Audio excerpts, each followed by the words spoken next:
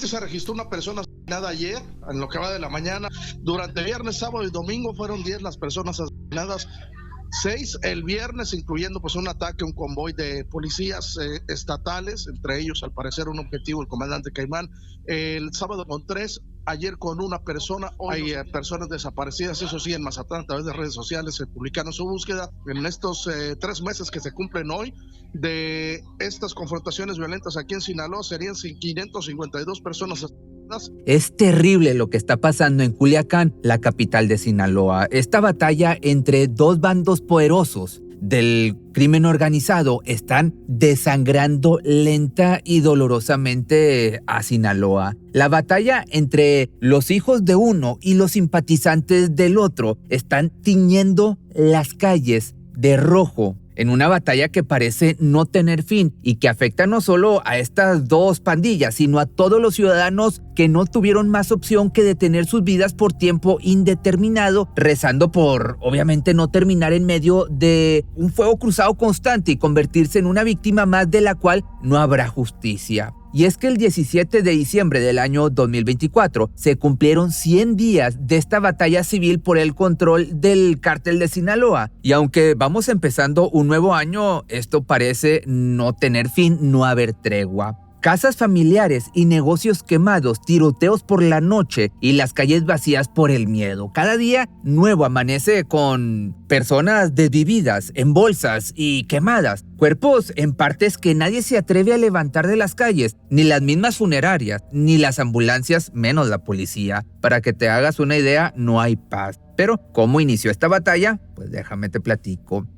Los crímenes que ocurren día con día son principalmente por culpa de los enfrentamientos entre los dos bandos, los hijos de uno contra los seguidores de los otros, que pelean por el control de la organización. Hay más facciones en medio de esta disputa, unas apoyan a los primeros y otras a los segundos, y otros pocos a ninguno. Pero esta batalla o esta pelea comenzó a principios de septiembre del año 2024 con enfrentamientos y bloqueos en todo Culiacán. Pero, ¿cuál fue el motivo de esta pelea interminable?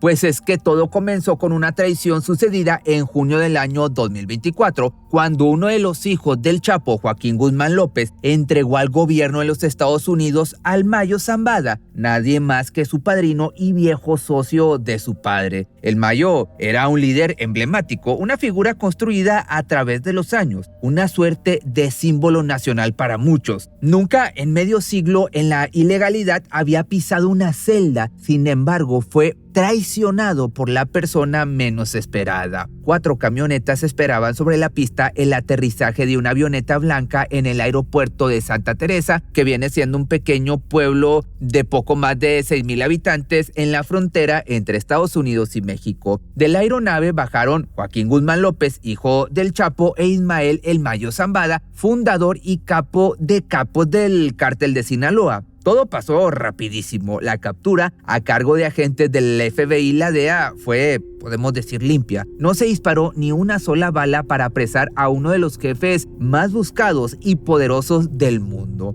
Este fue atado de pies y manos y sometido por al menos 6 hombres en uniformes militares. Parecía el final de su reinado, pero no fue así. Y es que la caída del último gran narco a manos de Estados Unidos ha llenado de incógnitas, contradicciones y sospechas a México. Y es que luego de su detención comenzaron los temores por un posible estallido de violencia en Sinaloa, al calor de acusaciones de traición por parte de los Chapitos, y una decena de narcos desvividos encendieron las alarmas. Las sospechas crecieron inmediatamente después del arresto, ante el silencio de ambos países durante las primeras horas y la filtración de imágenes de Guzmán López estrechando la mano de los agentes estadounidenses. Con esto, la batalla se fue gestando durante las semanas siguientes. Al principio se vivió una tensa calma por poco más de un mes, del 25 de julio al 9 de septiembre, pero finalmente las hostilidades se desataron manchando de rojo al imperio del cártel de Sinaloa.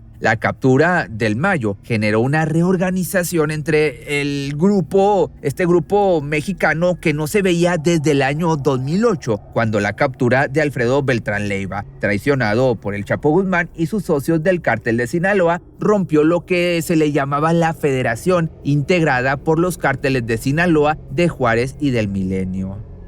La batalla se está librando principalmente en el sur de Culiacán, donde los grupos militares de los del sombrero son superiores a la que tenía calculada el gobierno estatal. Para temor de todos, las milicias de este grupo tienen su fortaleza en las zonas rurales y están sacando armamento que probablemente fueron acumulando durante los últimos años, 20 años, para enfrentar a las fuerzas de los rivales que se localizan en la zona urbana de Culiacán que tienen bajo su control. Para sorpresa de nadie, entre tanto caos y desvividos, las fuerzas de seguridad federal y estatal no intervienen. Se encuentran como simplemente observadores, dejando a la ciudadanía a su suerte, replicando lo que hizo el gobierno del presidente Enrique Peña Nieto en la primera parte de su gobierno, cuando, después de apoyar a uno de los grupos que se disputaba la tierra caliente michoacana, permitió que se pusieran fin entre ellos para, al final, apoyar a quien iba ganando en la batalla.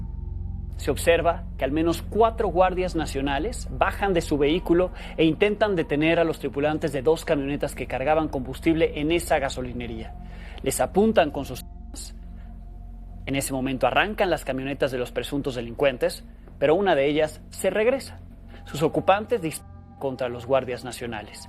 En ese momento, 2 de los guardias nacionales que ahí estaban caen al piso. Les repito, uno de ellos está muerto, el otro resultó herido. La violencia se mantiene pese a que Culiacán es hoy un teatro de operaciones militares, con patrullajes continuos y enfrentamientos con grupos criminales. Y sí, es un teatro. Unos 100,000 efectivos dotados con tanques y aviones artillados han sido desplegados desde que ambos personajes que te platicaba quedaron en poder de autoridades estadounidenses. El pasado 23 de octubre, soldados mexicanos abatieron a 19 presuntos delincuentes durante un enfrentamiento. Sin embargo, esto no parece ser suficiente. Los malos avanzan a paso rápido, llevándose con ellos cientos de personas inocentes. La tregua navideña de las facciones del cártel de Sinaloa terminó en Culiacán y muchos pensaron que finalmente todo se había acabado, que la paz navideña terminaría con esta batalla, pero no fue así.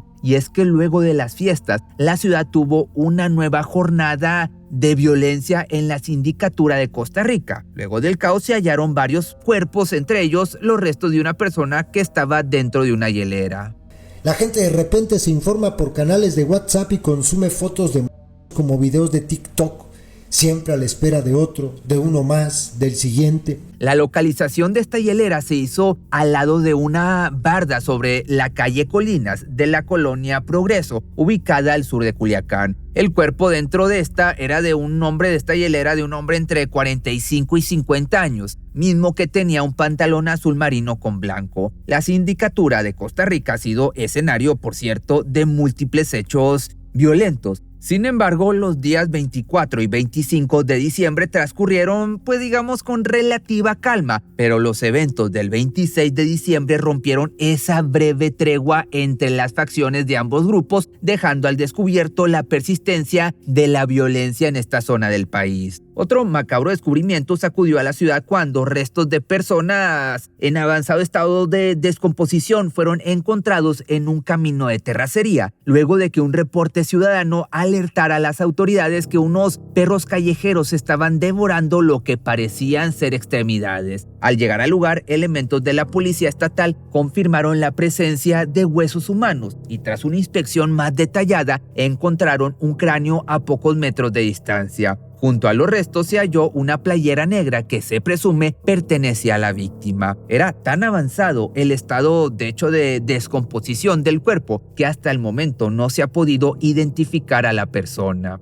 Este hallazgo no fue un hecho, te lo puedes imaginar y como te he estado platicando, un hecho aislado. Y es que durante el mismo día se reportaron otros 3 cuerpos en diferentes puntos de la sindicatura de Costa Rica. Uno de estos fue encontrado en un canal de riego en el campo de Nuevo México. Se trataba de un hombre que presentaba impactos de bala y tenía las manos atadas. Otro fue localizado en la zona conocida como el 10, mientras que un tercero fue hallado en el área de El Quincito. También, antes de la Navidad, 5 cuerpos fueron encontrados frente a la Universidad Autónoma de Sinaloa. Aterrorizados, te lo puedes imaginar por este hecho, la institución decidió dar clases de manera virtual para evitar que alguno de los alumnos terminara con el mismo horrible destino. Después, en el fin de semana del 22 de diciembre, otras 7 personas fueron desvividas en diferentes enfrentamientos armados a lo largo de toda la ciudad. Otras 2 se encuentran desaparecidas, una vivienda fue incendiada y unas 80 cámaras de seguridad dañadas. Los enfrentamientos comenzaron esta vez tras la caída del sol a las 20 horas del domingo, que vienen siendo las 8 de la noche.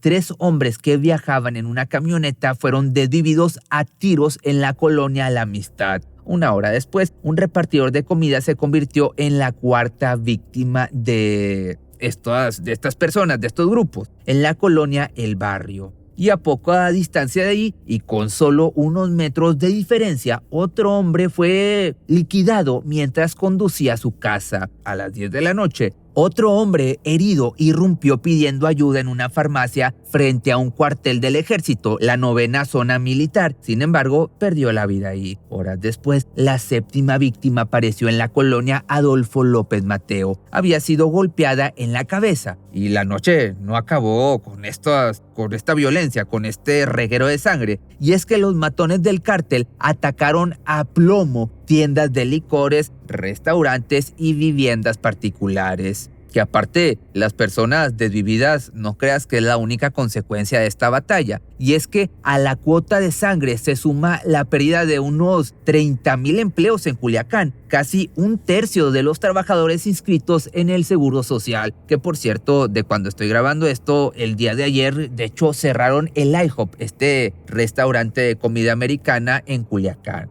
La situación es grave. Solo en Altata hay 45 restaurantes como el de Irma, que ahora no tiene más clientes que los cuervos. Luego están los pescadores, los vendedores ambulantes, toda una economía mediana que da de comer a cientos de familias y que ahora se tambalea entre el miedo y las balas.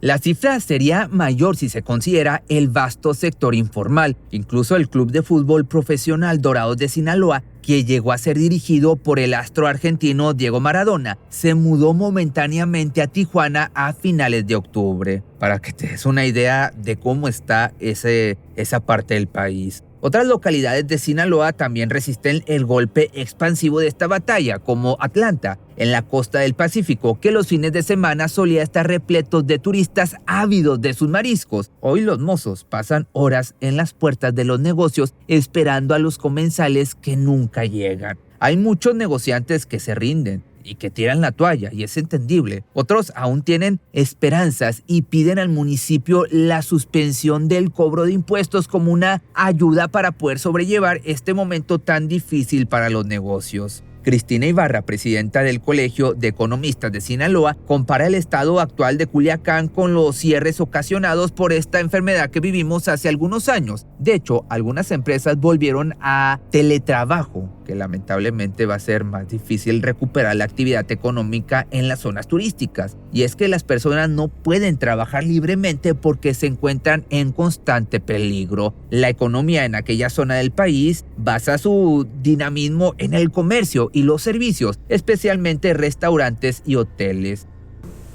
La gente a partir de las 19 horas ya no viene, explica.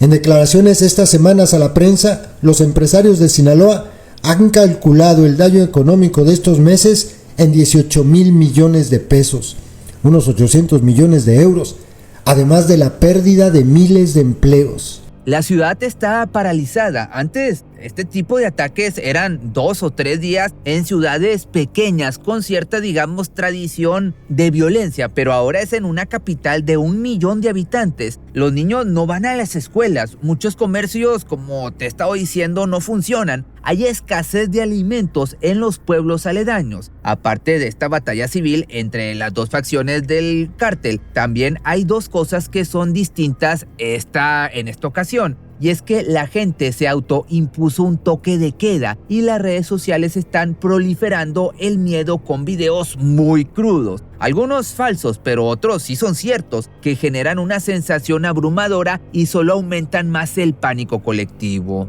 Y es que es mucho lo que no se sabe, porque los periodistas locales obviamente no se arriesgan, no están saliendo de noche ni a las zonas rurales. Hay peleas, hay balaceras en las noches que nadie cubre y no llegan los reportes oficiales porque nadie se atreve a entrar en la boca del lobo y convertirse en parte de la estadística. El miedo, aparte, se contagia. La adrenalina al máximo y la desesperanza es cada vez más fuerte. Pero lo más triste de todo esto es que pese a la batalla interminable, las bajas en números entre ambos bandos y la presión de las autoridades, el tráfico de sustancias no parece cesar. Este joven cocinero del cartel de Sinaloa confiesa que un químico le enseñó la receta para preparar con goma de opio, una mezcla altamente adictiva que en Estados Unidos ha cobrado miles de vidas. Pese a estar bajo el foco de atención de Estados Unidos y las complicaciones para obtener precursores químicos, el cártel continúa ideando nuevas formas de producir esta cierta sustancia que es muy popular en los Estados Unidos, que empieza con la F. El poderoso opioide sintético que ha provocado cientos de miles de personas que se fueron allá con San Pedro, que aparte, como si no fuera suficiente, estos grupos han recurrido a probar sus insólitas fórmulas en personas en situación de vulnerabilidad y hasta en animales indefensos. En la carrera de las drogas, el cártel ya fue un paso más allá, fabricando con químicos baratos su propio filo. Personas en situación de calle confesaron que miembros de cierto grupo frecuentemente los buscan para ofrecerles dinero a cambio de permitirles probar las fórmulas más recientes de esta sustancia en ellos. Según los testimonios de dos hombres que viven en un campamento ubicado al noroeste de México, les ofrecieron $30, un aproximado de 607 pesos mexicanos, a cambio de inyectarse la fórmula. Uno de los hombres, Pedro López Camacho, de hecho dijo que se ofreció voluntariamente en repetidas ocasiones. A veces los miembros de estos grupos lo visitaban todos los días. Iban observando cómo la sustancia hacía efecto, sacando fotos y grabando sus reacciones. Que por suerte Pedro sobrevivió, pero dijo que vio a muchos otros que no la libraron. Pero las personas en situación de calle no son las únicas, como te platicaba, a las que someten a prueba de esta sustancia para determinar si puede ser producido a más o no. Y es que el cártel también hace experimentos en animales y en personas con un trastorno por consumo de sustancias. Cuando las fuerzas del orden mexicanas han realizado redadas en laboratorios de esta sustancia, en ocasiones han encontrado las instalaciones plagadas de animales sin vida utilizados para las pruebas. En el caso de los animales, específicamente conejos y gallinas, se reveló que sí sobreviven más de 90 segundos. Se considera que la dosis de la sustancia es demasiado débil para ser vendida a los consumidores estadounidenses. Los llaman en las redes los zombies del deambulan por las calles de todo el país, incapaces siquiera de mantenerse en pie. Todo nace aquí, en laboratorios clandestinos de México. Los cárteles lo fabrican de forma sintética y se las ingenian para mandarlo a través de la frontera. Los esfuerzos implementados por distintos gobiernos para dificultar la adquisición de los químicos provenientes de Asia han surtido el efecto contrario al esperado. Esto solo ha provocado que el cártel se haya visto obligado a idear nuevos métodos y fórmulas cuyos efectos pueden ser más peligrosos. Ahora, la organización combina la sustancia con diversos componentes y analgésicos. Entre ellos destaca la silacina, también conocido como tranq, que viene siendo un tranquilizante de uso veterinario. El cártel contrata estudiantes de química también para producir esta sustancia por un salario mensual de $800, poco más de 16,000 pesos mexicanos. Pero pasando a otra cosa dentro de lo mismo, al principio los del sombrero, entonces todavía comandados por el Mayo, pese a tener conflictos y diferencias con ellos, no le declaraban la guerra a sus rivales sin esperar que ellos obviamente fueran luego quienes los iban a traicionar. Sin embargo, parece que los hijos del Chapo estarían perdiendo poder en esta batalla que ellos mismos dicen que comenzaron. Y es que la facción de los del sombrero han ido rodeando Culiacán estos meses y la pelea ha sido principalmente en el área de los de la pizza. Cuando se dieron los culiacanazos, por otra parte, el grupo del Mayo pudo darse cuenta de dónde salieron los apoyos de ellos. Ahora lo que han hecho es aislar esos espacios. El Dorado, Cozalá, San Ignacio, Mazatlán, todas poblaciones de la zona sur. Su objetivo es, como te digo, evitar que lleguen refuerzos a Culiacán. Y aparte, tras la pérdida de Raúl Carrasco, alias El Chore, los de la pizza ya no tienen a su jefe de pistoleros. Además, se vieron debilitados porque en otro enfrentamiento con las autoridades en el sur de Culiacán, en junio del año pasado, se suscitó la captura de su jefe de seguridad, Néstor Pérez, alias El Nini. Pero igual hay que dejar bien en claro que estas son meras especulaciones. Estas son meras especulaciones porque a ciencia cierta no se sabe. Al parecer, y según un experto en temas del narcotráfico, el cártel de Sinaloa ya no tiene ni para pagar la nómina de sus ejércitos desplegados en la mayoría del país. Por eso, muchos de sus tropas han ocurrido a la extorsión, demostrando que con 100 días de batalla en Sinaloa, el bando más fuerte, militarmente hablando, es actualmente el del sombrero.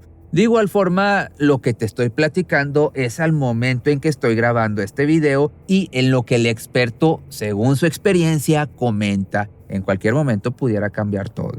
Sin embargo, según las palabras del periodista José Luis Montenegro, el también escritor del libro Los Chapitos, radiografía criminal de los herederos del cártel de Sinaloa, la guerra la van ganando los Chapitos en unas zonas de Sinaloa. Contrario a las palabras de José Luis Montenegro, circulan audios y mensajes en redes sociales donde se afirma que pistoleros y jefes de plaza los del sombrero ya conquistaron algunas zonas de Mazatlán y siguen peleando por entrar a Culiacán, el centro de operaciones de los Hijos, principal epicentro de los enfrentamientos. Que aparte a estas hipótesis se suman las detonaciones y los decomisos que el gobierno federal han hecho en los últimos meses, la mayoría de ellos considerados golpes a la estructura de los de la pizza. Entre los detenidos está, por ejemplo, Julio César N., el Spider, presunto miembro de este grupo, también Mario Alexander N., el Pilli, Horacio Félix Loaiza, el H., Omar Félix Loaiza, el Pelón. Y no solo estas detenciones dicen que los han debilitado, al carecer de su líder histórico, que es el papá, el Chapo, la organización criminal se dividió y las familias que antes cooperaban tomaron distintos bandos para ir a la batalla. Los rusos, el cártel de Caborca y los hermanos Cabrera Saravia apoyaron a los del sombrero, mientras que los Beltrán Leiva, el cártel de Guasave y los guanos se inclinaron por los hijos del Chapo, o sea, por la pizza,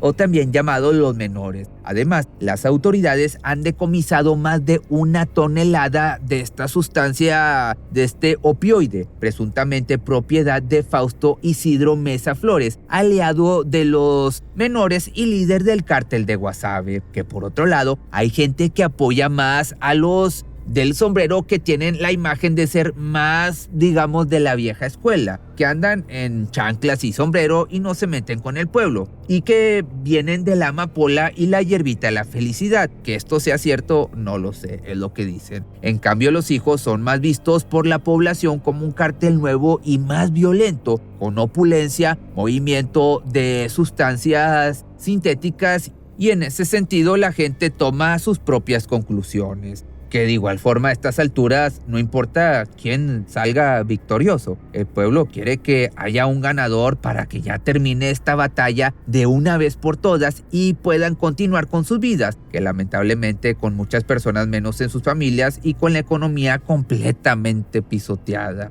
Pero bueno, finalmente México es un país que cuenta con más de 30,000 desvividos al año. Desde agosto del año 2024, estos acontecimientos han aumentado un 200%. Pero no solo los desvividos, también los desaparecidos, que han llegado a ser 600 desapariciones y van en aumento día con día. Y en la última década, la violencia asociada al narcotráfico ya supera los 250,000 homicidios. La desaparición forzada es una de las facetas más crueles de la violencia del crimen organizado en México, que contabiliza unos 100,000 casos y más de 450,000 asesinatos desde el año 2006, cuando se militarizó la lucha antisustancias. Un presunto grupo que funciona al interior de la policía local, Fuerzas Especiales Julieta, que trabajaba supuestamente para los Chapitos. Un agente de la Policía de Investigación de la Fiscalía Local que accedió a hablar en condición de anonimato, dice que grupos como ese existen, igual que existen en la misma Fiscalía o en la Policía Estatal. Según las cifras oficiales del secretario ejecutivo del Sistema Nacional de Seguridad Pública, en septiembre del año 2024 se documentaron 103 homicidios dolosos en Sinaloa. Para octubre la cifra creció a 141. En noviembre las víctimas subieron a 169, según datos preliminares, y en lo que iba de diciembre, digamos a la mitad de diciembre, ya se podían contabilizar, o poquito antes de la mitad de diciembre, 88. 501 personas desvividas entre septiembre y diciembre, 491 desde el estallido de la batalla el 9 de septiembre. ¿Te das cuenta? Un pueblo que está desesperado detrás de esta pelea, que espera que alguien lo salve. Sin embargo, las autoridades no han sido capaces de atajar la violencia ni garantizar la seguridad de la población de Culiacán, a pesar de que el ejército está desplegado en la ciudad y unos pocos narcos han sido arrestados. La sensación general es que los desvividos pararán cuando el grupo, o estos dos grupos rivales, mejor dicho, quieran. Sentimiento que resumido en las palabras del general Francisco Jesús Leana Ojeda, quien en octubre, mientras era la máxima autoridad militar en Sinaloa, declaró en una rueda de prensa que el fin de la inseguridad no depende de ellos, sino de los grupos antagónicos. Tristemente, sus palabras se convirtieron en símbolo de una realidad que el gobierno no quiere aceptar públicamente, que no están preparados para enfrentar a este grupo. Y es que es difícil acabar con esta batalla y con el poder que posee el narco. Sucede que cuando quitas elementos, aparecen otros. Una cabeza y aparecen dos, y a pesar de esto igual hay consecuencias, porque su baja quita el orden que hay y empieza una lucha interna para reemplazarlo. Dicho en otras palabras, quizás hasta sale contraproducente. Entonces, entre más cabezas quitas, más violencia siembras, como sucedió con el Mayo. Pensábamos que iba a durar 15 días como otras veces, pero no, son como cucarachas, añade refiriéndose a los criminales. Los dejaron crecer y mire. Y sí, eso fue lo que pasó. Nadie esperaba que su captura fuera el inicio de una batalla de 100 días que amenaza con seguir hasta quién sabe cuándo, sin una tregua aparente.